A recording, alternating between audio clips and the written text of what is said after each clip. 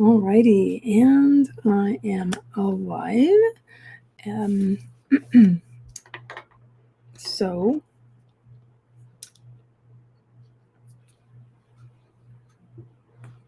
welcome back to my channel. I'm Heather, and Heather Dewey Pettit, and I am an author, editor, and artist, and what ties all three of those things together is my love of fantasy and science fiction. So that's a good thing this evening because I will be talking about a lot of those things. So, so just to start things off real quick, and let's see, pardon me. So, as an author, I have a couple of things in the works. I could talk about that later, I suppose, but at least more in depth. I have been, let's see, my work in progress, pardon me, is is called the Fairy Glossary and Guide for Writers. And then I also do write some fiction and so I do have a novel, but anyway, we're really not here to talk too much about me. Let's see, and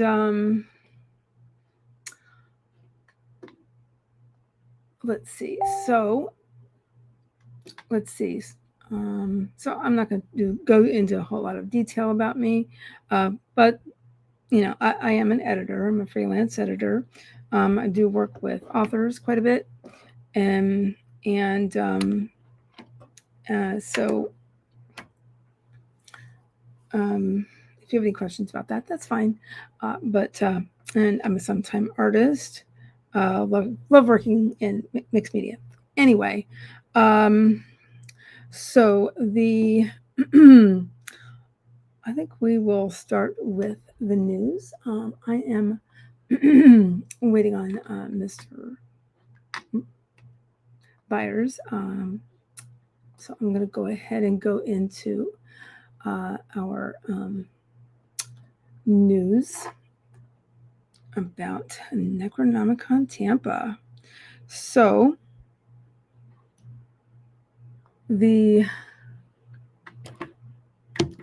so this is Necro News Volume 4. So last time I talked to Deborah Hicks, who is essentially one of the founding members of the Stonehill Science Fiction Club, which puts on Necronomicon Tampa and also Southern Media Con, which is Necronomicon Tampa's little sister con. And then prior to that, I talked to number 2. I talked in the second volume, whatever you want to call it. I talked to a writer and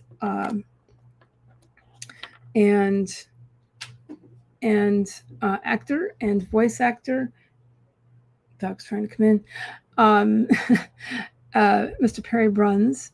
And then the first one that was in May, that was Heather or H. Gorlitz Scott. Sorry. And that was taken care of. And so I enjoyed talking with Heather about her stuff and all the things she does. She's an author and artist. So okay. All right. Let's see. So in terms of Necronomicon Tampa, which is the longest running con in the Southeast United States.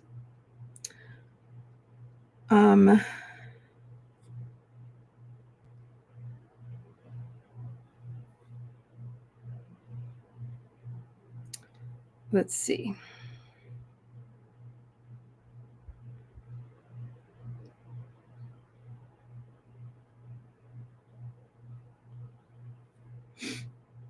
All right. Just looking at some notes here. Pardon me. Yeah, so this is Necro News Volume 4. So did want to mention that our guests of honor, I wanted to talk about our guests of honor. And then we can meet Mr. Richard Lee Byers, the author of more than 40 fantasy and horror novels. So we're going to talk to him in a little bit. So the Necronomicon guests of honor. Okay, so the first one that I wanted to mention is, what was that? Sorry. So the first one is one of our regulars. Actually, he often is the guest of, well, he has been a guest of honor before, excuse me, but but he attends Necronomicon Tampa as a participant quite often. And so if you're not sure who that is, Timothy Zahn is a science fiction author who is best known for his work on the Thrawn trilogy, a series of novels following the events of Return of the Jedi, introducing various characters such as Grand Admiral Thrawn and Mara Jade Skywalker. So in addition to numerous short stories, he also wrote other novels focusing on Thrawn's character, such as Outbound Flight and The Hand of Thrawn duology in the Star Wars Legends continuity, and the Thrawn and the Ascendancy trilogy novel series in the current canon continuity. Just reading his bio there on the website. Now, we actually have 2 guests of honor this year. We often do that. So the other guest of honor, her name is Shannon McGuire. Shannon McGuire is, excuse me, an American author and filker. McGuire is known for her urban fantasy novels. She uses the pseudonym Myra Grant to write science fiction, horror, and the pseudonym A. Deborah Baker to write the Up and Under children's portal fantasy series. Excuse me. Pardon me. One second. In 2010, she was awarded the John W. Campbell Award for Best New Writer by the World Science Fiction Convention. Her 2016 novella, Every Heart a Doorway, received a Nebula Award, Hugo Award, Locus Award, and Alex Award. I'll have to look into that last one. I have not quite heard of that one yet. So those are the 2 guests of honor. Lately we've been doing these Ghost of Honor. Necronomicon has been doing a Ghost of Honor, essentially. So somewhat it's sort of a posthumous thing, posthumous honorary type of thing. So and so this year it's Bernard. I'm going to completely mispronounce this. Heuvelmans. I could be completely wrong in pronunciation. I will check that out. So Bernard I hope I'm saying this right again, Heuvelmans, excuse me, was a Belgian French zoologist and writer who is regarded as the father of cryptozoology. His book, On the Track of Unknown Animals, I do believe I've seen this book around, is regarded as the founding document of the field. Yes, I do believe I remember seeing that when I was young. Anyway, he was a founding member and president of the International Society of Cryptozoology and published a complete checklist of cryptids reported up to the time of publication in the Society's journal Cryptozoology. His final cryptozoological works were a series of untranslated books covering the cryptids of Africa, 2 of which were published posthumously. And I'm not even going to try and pronounce these in French. One is from 1978, one is from 1980, and there's one from 2007 and another from 2015. So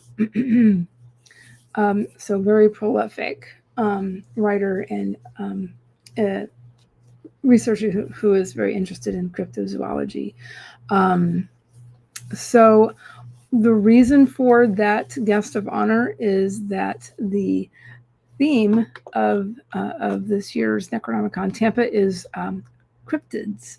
So so everything dark and mysterious and creepy, apparently.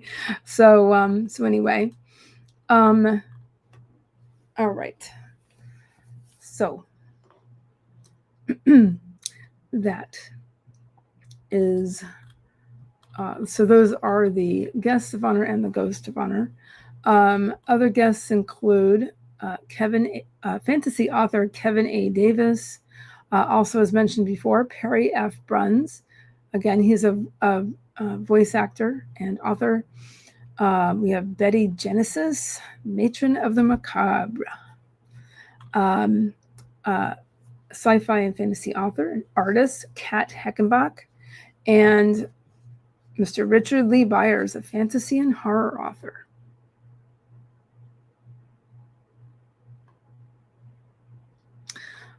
Speaking of which, I think I might go ahead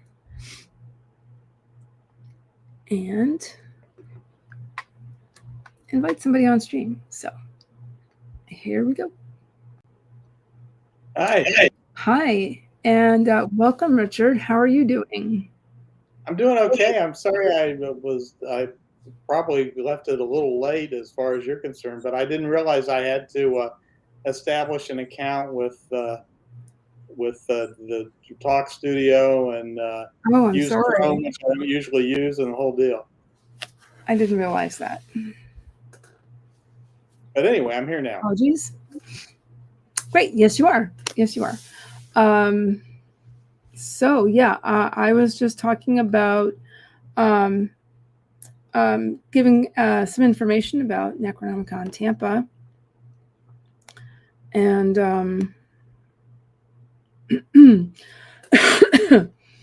so I guess I can real quick say that it's being held the weekend of September 26th through 28th. Excuse me, in Tampa, Florida, at the Embassy Suites, Tampa, USF. So, one second.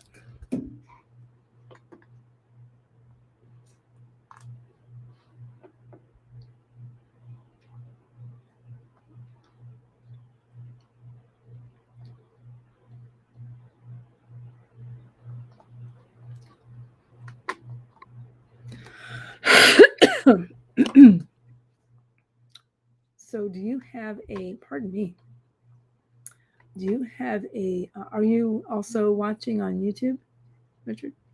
I'm just on the Talk Studio site. Okay, just making. So not specifically on YouTube. Because I thought I heard an echo for a little bit. I thought it might have been me. But I'm lucky I got here through one place. Okay. So one moment.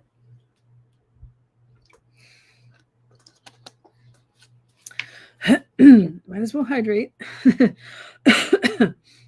um, especially with the heat down here, huh? Yeah, that's for sure. So let's see. So now we're going to meet Mr. Richard Lee Byers, who is the author of more than 40 fantasy and horror novels. And I wanted to talk to you about your experiences with writing series specifically, and and then also, your history and any little tidbits you may remember from some of your uh,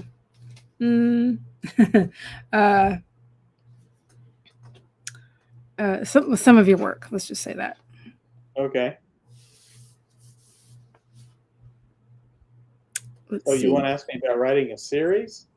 No, I was just kind of a general focus. um, and so, if there's anything that stands out in your mind, especially certain series like your current series, and then others like your Legends of Asgard books you wrote. Right.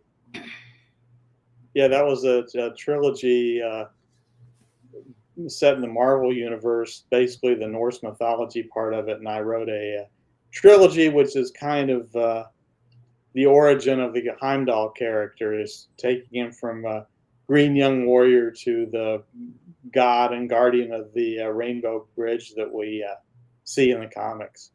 Because I Mhm. didn't feel like that had been particularly explored. So, anytime you're invited to do one of these things, particularly for something like Marvel, which is, Oh my goodness! I mean, there's a lot of Thor comics and Thor adjacent comics, and you try to find something I mean, I know that, and I that, don't that's, read a lot that's of new and fresh. stuff. And I thought, well, they haven't done that much with Heimdall. Maybe or at least I haven't seen it. They might have snuck one in there, and I missed it. But I thought, well, that's fertile ground.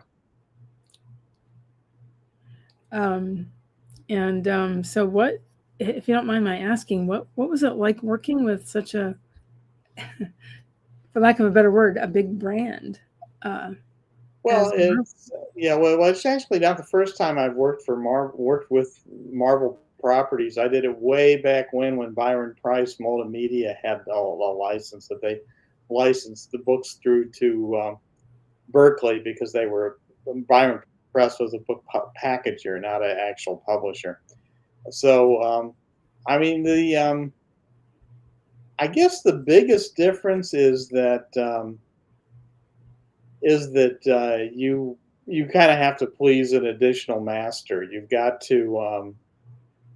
got to write something that'll please the editor at the book publisher that holds the license and hired you, and then it has to be passed on over to somebody at Marvel, who also has to approve it.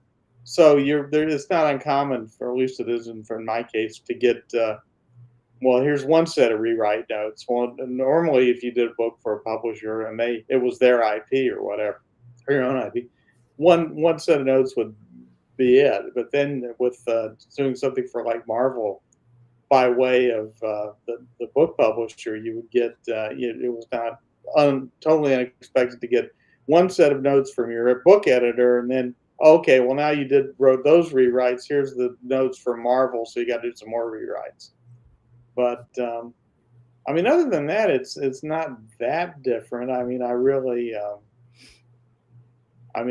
enjoyed it because I like Marvel comics by and large. I've done a lot of tie-in work for a lot of different IPs. So at this point, I kind of know what I'm getting into when I take one of those gigs.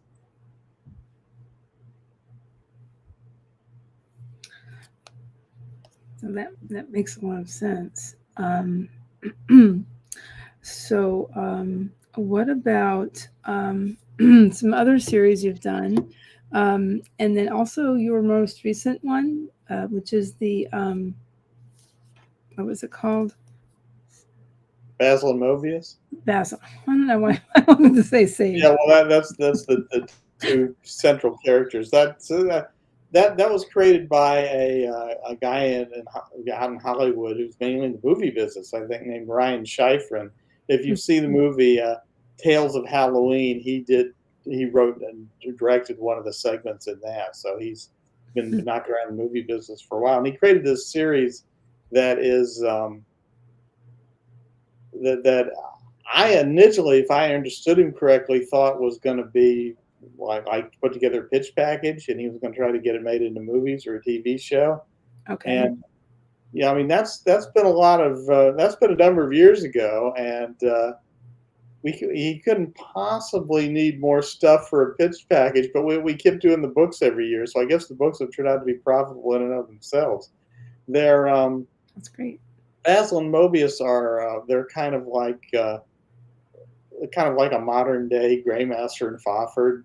They're kind of picaresque heroes or anti-heroes, Okay. and they get involved with all kind of fringe science and cryptids and stuff like that. Oh, And they're constantly, as they go about their business, they're constantly kind of falling into the supernatural or the paranormal or science fiction situations. Um, it's the series has actually kind of expanded. There are a lot of characters that get their own stories now. Tim writes about different characters, and Chris Jackson writes about different characters, and Eric Scott DeBee writes about different characters. I feel like I'm kind of lucky because I still get to do the Basil and Moebius themselves and stories, and I feel like they're kind of the heart of the series, and I really enjoy doing them. So I'm glad I didn't wander off and get these other characters. Interesting though they are, my heart belongs to Basil and Moebius. Anyway, I just did the two stories I'm doing for the 2026 collection, and the 2025 collection, which is called Game Changer, just came out, and you can get it on Amazon and other places. I went ahead and popped the link to your Amazon author page.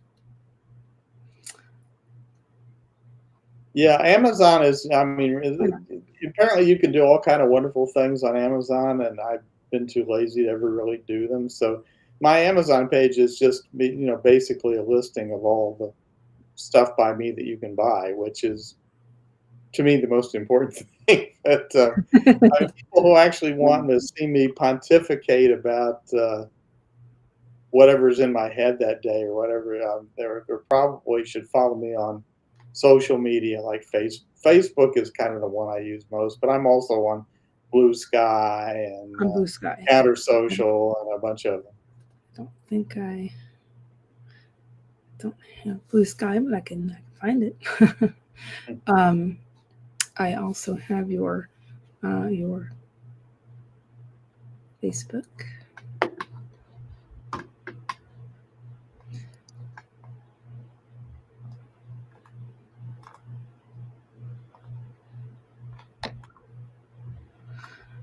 Anyway, Let's see. a good thing to know about my social media is that whatever platform you're looking at is the same message. So, follow me on one and probably you're fine. Facebook is where Facebook I occasionally put up something that I don't put up anywhere else, but so Facebook is probably the primo one to follow me on. But you can follow me on anything that I'm on, and you'll get about the same content.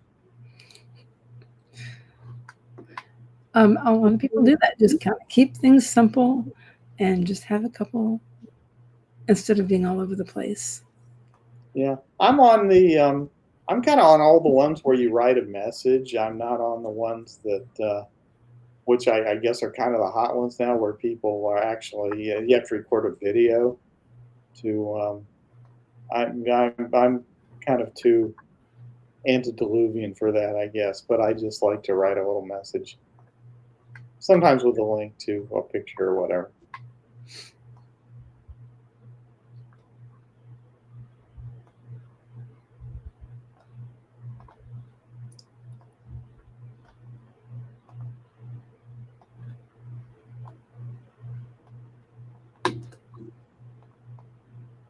Okay.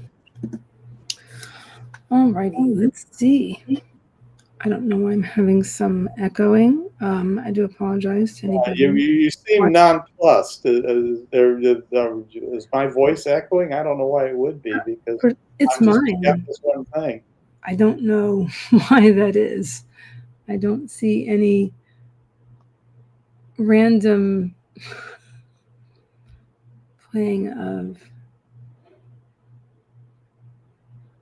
YouTube anywhere other than what I've.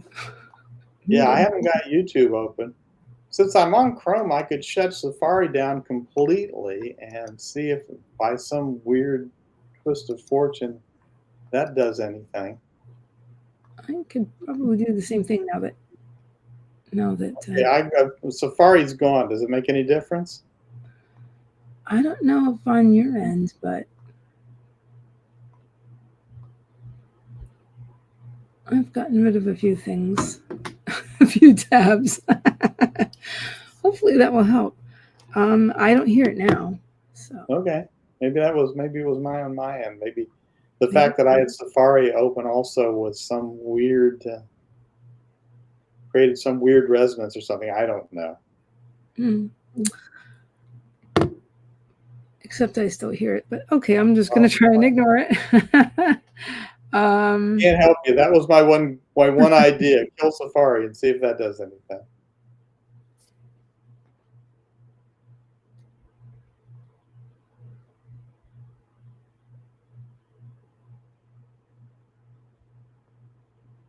Okay. Hopefully that will help. Okay. So, well, let's see. 1 second. Okay. So, are there any other books you or series that you have a lot of fun writing? Well, I usually enjoy anything I'm writing while I'm writing it, intermittently. There are good days and bad days. I've got a novel that I'm working on now, which is the first in a projected series, which is I don't want to say too much about it, but it's a kind of a post-apocalyptic zombie apocalypse kind of thing, but Okay. hopefully done with a difference. And I'm kind of getting into screenplays. Robert Westerfield is a local filmmaker, and he's been kind enough to encourage me, and he's making at least one of my the scripts that I wrote, the sword and sorcery piece. It's going to be an animated feature eventually. That's so cool. So we're trying to get a handle on for screenplay writing has slowed down my book writing at least a little bit, but I'll finish this book, and hopefully somebody will want to publish it and give me money for it. I guess as a last resort I could self-publish it, but I haven't had a great deal of luck when I've tried to experiment with self-publishing a little bit. So I'm not I'm not real keen to do that if I can go a different route. So we'll see. Right now, the screenplay I'm working on is kind of job one, and then I will get back to the book, I guess. Okay. Well, if anybody pops in while we're live and has any questions for Richard or me about what we do or about Necronomicon Tampa, please feel free. If you're watching the replay, thank you, and please you can comment any questions that you may have. So let's see.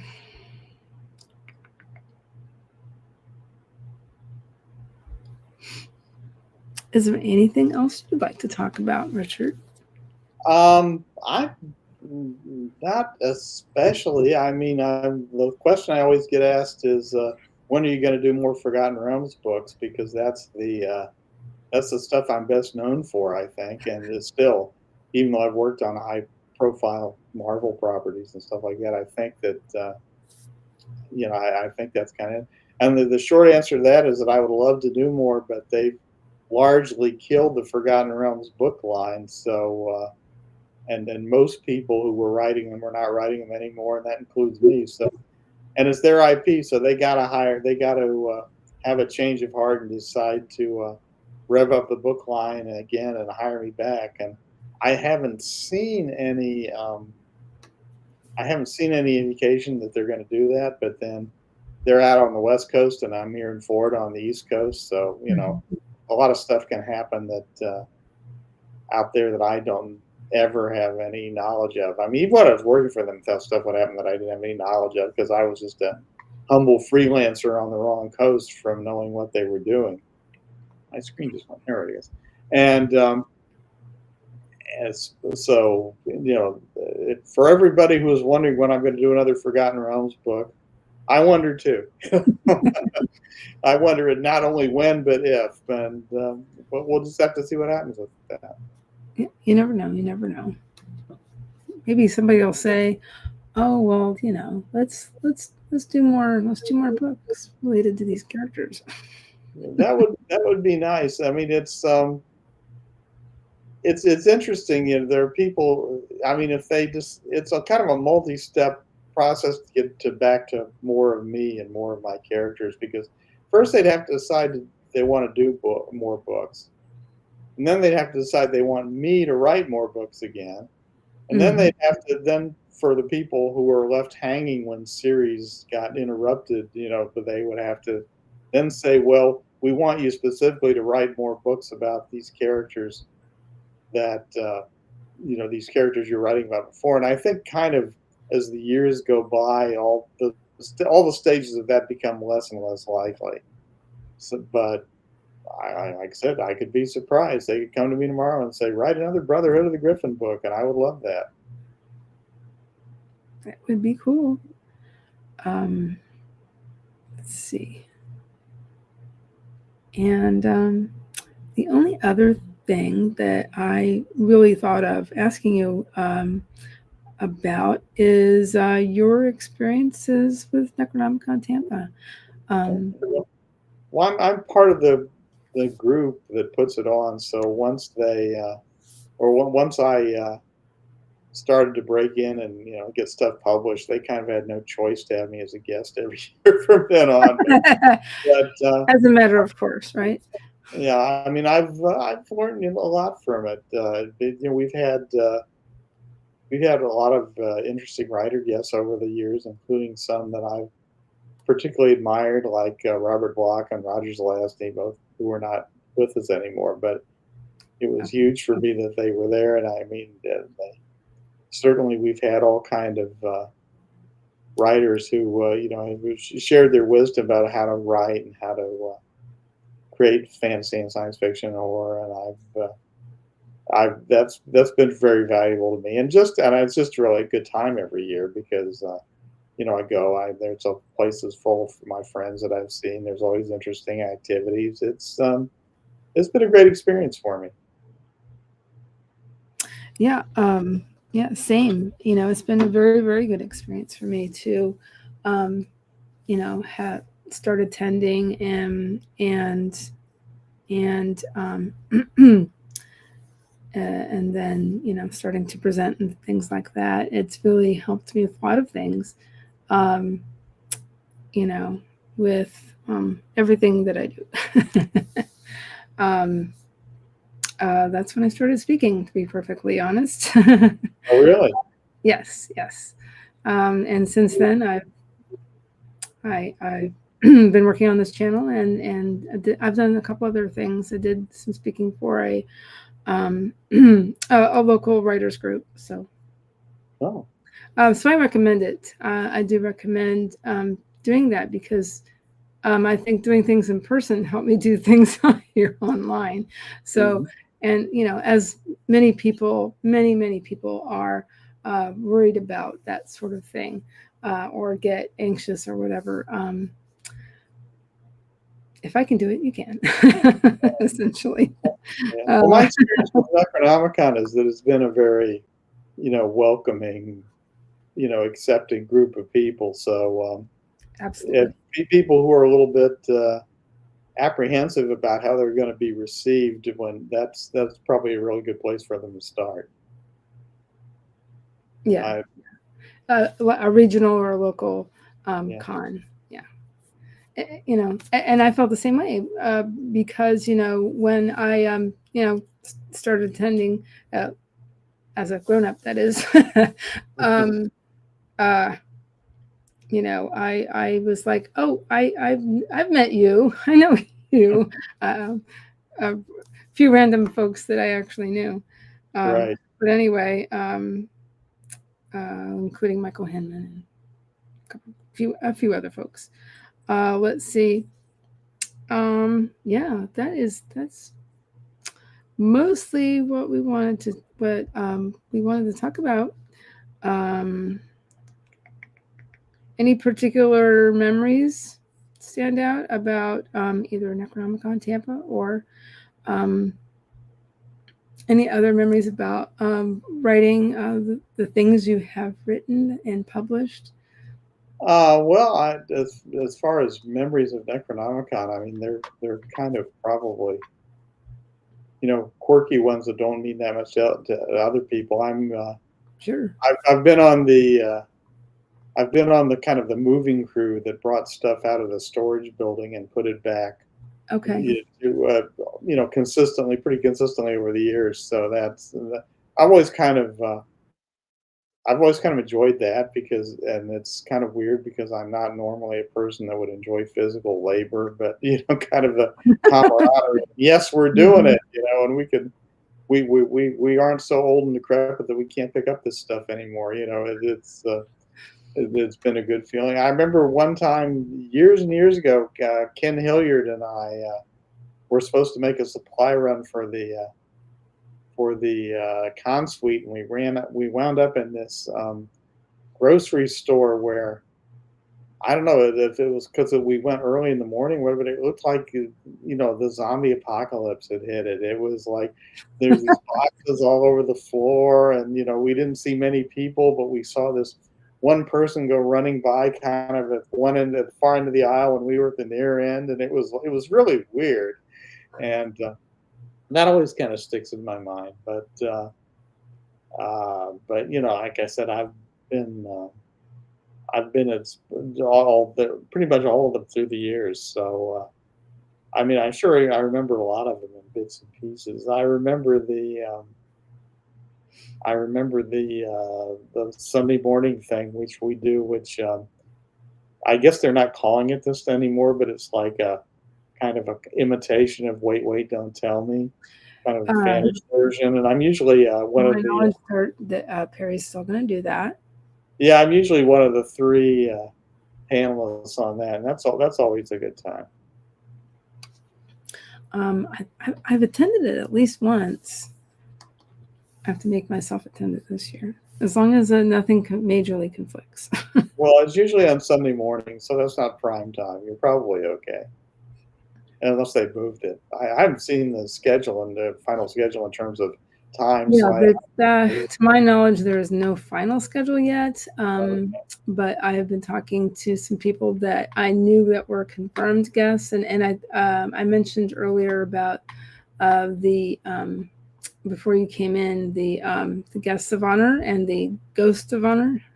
yeah, I actually heard that. I was waiting in the wings, so to Oh, speak. okay. Actually by I was then trying to do like too many things at once. It's like, I had actually managed to slog my way through, you know, just creating an account for Talk Studio, and coming in on Chrome because it wouldn't take Safari and all that junk. So I did hear that.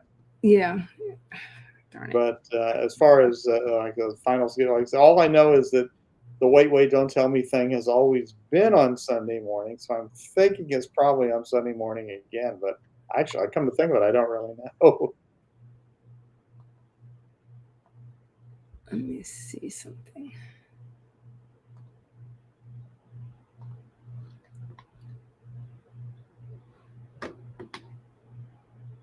I'm going to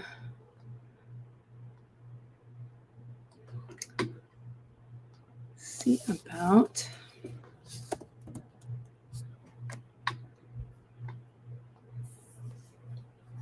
Okay, so I mentioned earlier that the theme for this year for Necronomicon is cryptids.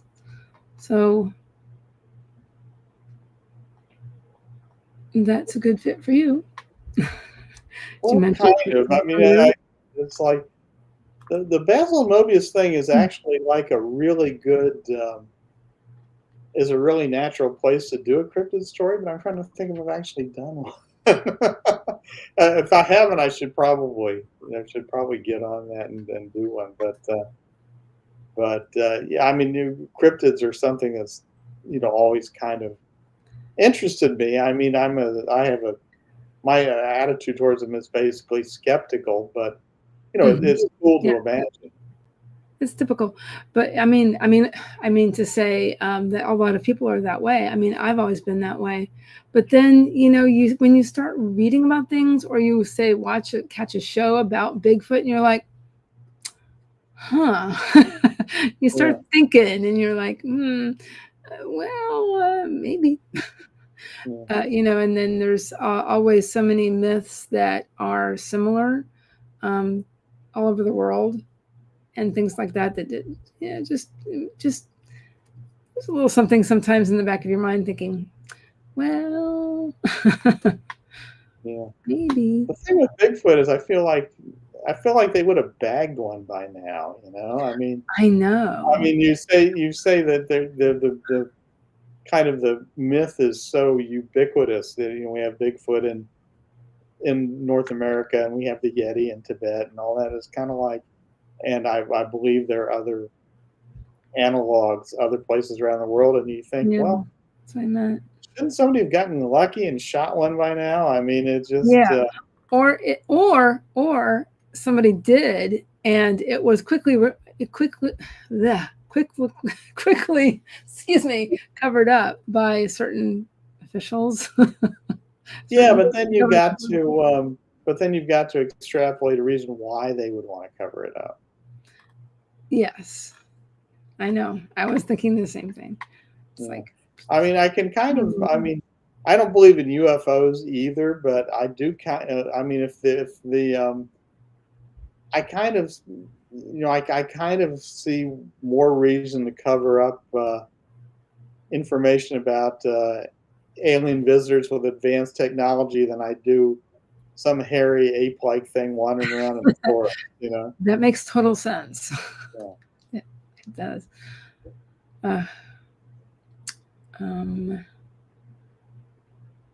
So let's see.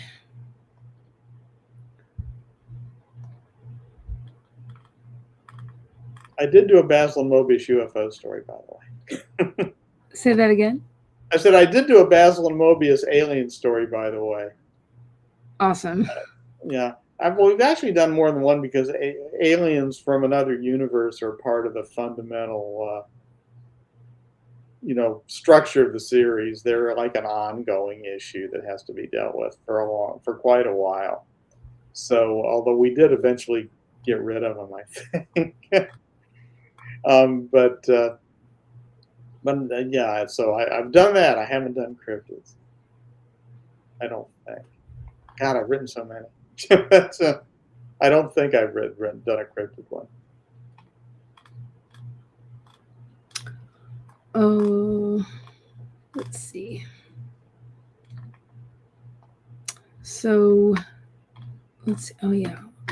I did want to look at, in case anybody's interested, currently badges are $60 for the entire weekend. if they're bought by August 31st, and then it goes to 70 from September 1st through until the convention. But they will be 70 at the door. And then single day memberships are 35 for Friday, 35 for Saturday, and 25, only 25 for Sunday. Let's see. So, I'm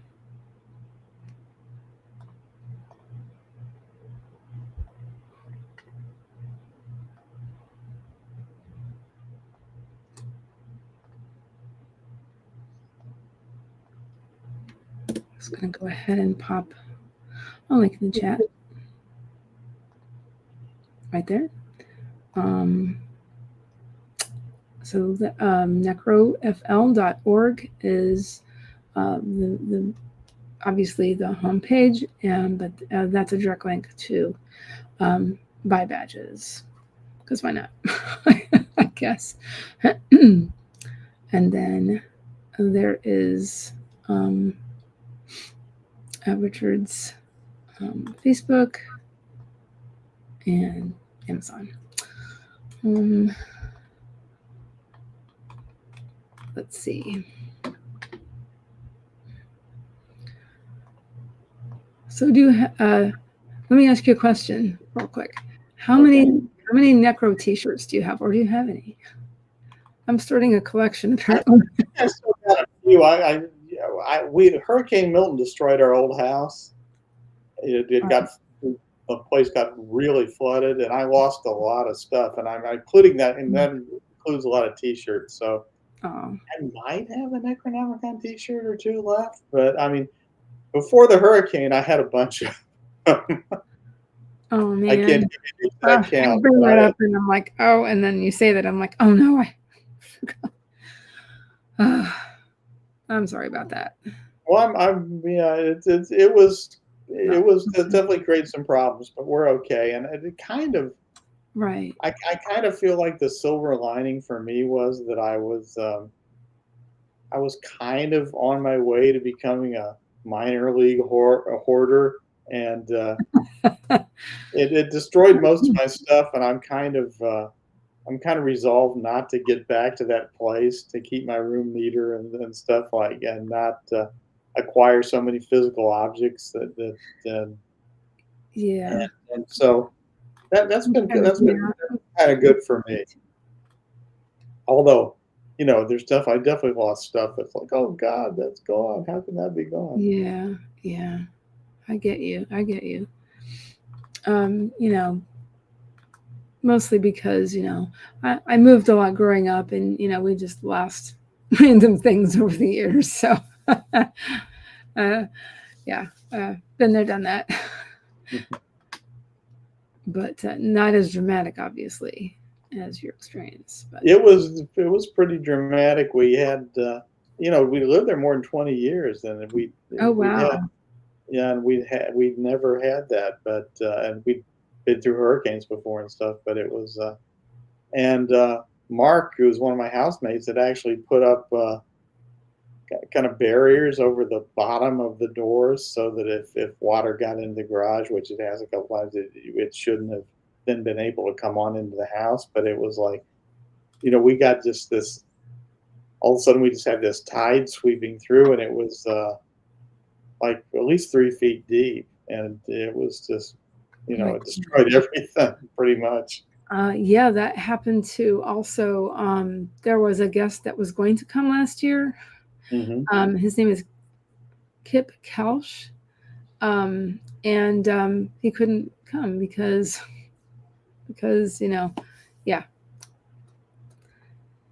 he had to take care of his house and all of that jazz, and yeah, he lost a lot of stuff and lots of books, and I was like, oh my God, look at all that water. Wow, this is crazy. Yeah, I was accepted to be a guest at DragonCon this year, and then I canceled because because I thought, well, I shouldn't spend the money and go. Now it looks like I probably could go, but I'm not going to write to him again and say, oh, can I get back on the guest list? That's kind of, maybe they put you on some wait list or something. Well, I'd just apply if I want to go next year. I'll just apply again next year and see what. And hopefully they will look with favor upon me again. Not say that idiot canceled us before. We're not going to take a chance on him again.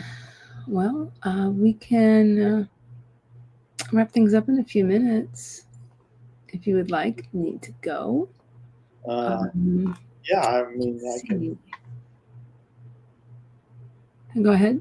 I can't see the chat. Did anybody have a question or anything? I haven't really seen any chat. Okay. Let's see. But again, if anybody you can always comment and you know. Yeah. Well, was there anything else that you wanted to ask me? Let's see. Gosh, how do you like the location, current location in the USF area, Tampa USF campus area? Well, I think it's pretty good because, well, definitely it's not a big deal for me to drive over there, which is always nice. From right. But yeah, it's kind of right in the middle between you and me because we're on completely at different ends of Tampa Bay, almost. Well, if you're staying there, the free breakfast is really nice and really good, and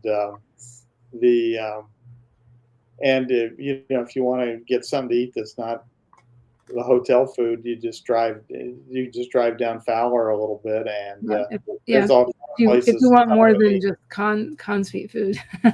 Yeah, there's sometimes con suite food can be really good. And I guess there's going to be a code where we can get we won't have to pay for parking this year, which is always nice. Oh, very nice, very nice. If I understood that correctly. Oh, I will have to verify that. So the only other thing that I can think of offhand is that I mentioned earlier that Necronomicon Tampa is the longest running. I'm sorry, something came through on my computer. The longest running convention, science fiction, fantasy convention in the Southeast. Well, I think in Florida anyway. I don't know about at least in Florida. At least in Florida. Yeah.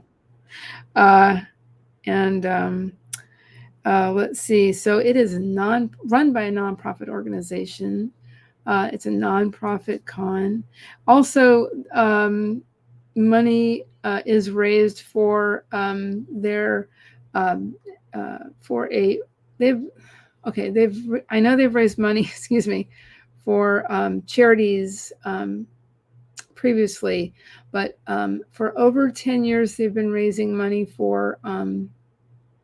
Now it's gone out of my head. Kids and Canines. Kids and Canines. I had that the wrong way around in my head, and I was like, "That's not right." Okay, and which is a great nonprofit. Yeah, it's really cool too because they bring the dogs to the convention. You can pet the dogs. Hmm? I said it's really cool because they bring the dogs to the convention and you can visit with the dogs, which I really enjoy. Pet the dogs, which are so sweet and everything. And sometimes when my family come, as you probably remember, we love petting the dogs. I mean, I will sit on the floor and pet the dogs, give myself a little brain break and and pet the dogs. So essentially, a lot of them are therapy dogs. Some of them are working dogs, if I'm remembering correctly.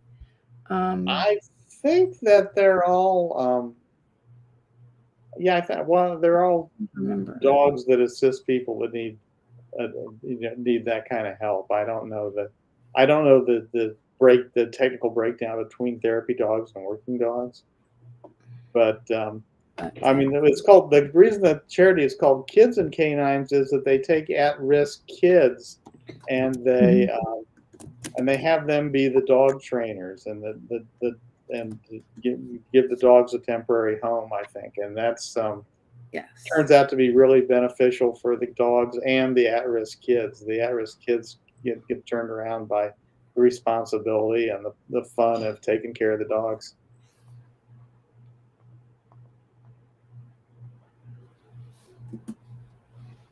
There we go. All right. So, would you like to wrap things up? Sorry about any echoing that viewers may hear. That you wanted to mention? Just go to Amazon and buy a copy of everything I ever wrote, and come to Necronomicon, and I hope you do. I'll look forward to seeing you there. Yeah, absolutely. I look forward to seeing you, Richard. And I've been on panels with you, and I just really enjoyed myself. Oh, well, thank you. Absolutely. Let's see. Yeah, come to Necronomicon. It is one of the most laid back group of people I've ever been around in my life. And I've just really enjoyed being around everybody and learning from everybody. And before I forget, so this nonfiction book that I've been working on for the last couple of years, so I have 2 release dates. And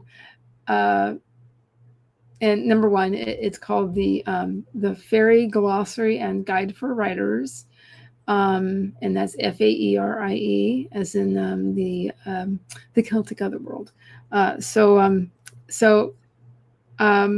My first plan is to release on my birthday, which is in early September, and then if for some reason that doesn't happen, you never know, life may get in the way. My backup plan is to release it at Necronomicon Tampa. Cool. That Saturday. So that way it's something, something to talk about and all of that. But the panels that I pitched have a little bit to do with it. So so I can, Right. Might as well use the research, I guess. But anyway, thank you so much for coming, Richard. I really appreciate it. And it's so nice to talk to you. Yeah, I always have a lot of fun talking to you. And yeah, I guess we're almost done. So yes, come to Necronomicon Tampa so you can meet us. Okay. All right. Is that it? Anyway, I guess that's it. And looking forward to more. I don't have confirmation yet about who I'm going to be having in August, but we shall see. We shall see, and I will let everybody know. In the meantime. All right. Well, again, thank you for watching, everybody. Thank you for anybody watching the replay. Thank you so much again, Richard. It was really, really, really nice talking to you. And also, if you're watching and you have photos of yourself at Necronomicon or have any photos participating, you can we'll work something out. Comment below and I can maybe work something out. All right. Have a great evening, everybody. Right. And bye, Richard. Bye-bye. So long. You can hang out for a couple minutes after, but by just staying where you are. It's up to you. All right. Bye. Bye.